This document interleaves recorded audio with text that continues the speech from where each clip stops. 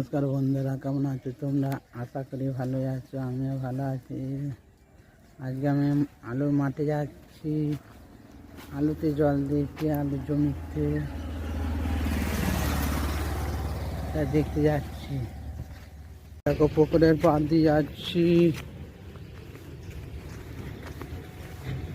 দেখো সামনে সাঁকো দিয়ে পার হতে হবে। দেখো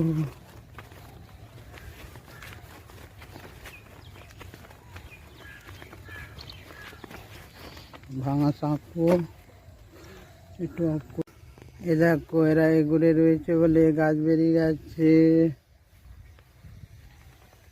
দেখো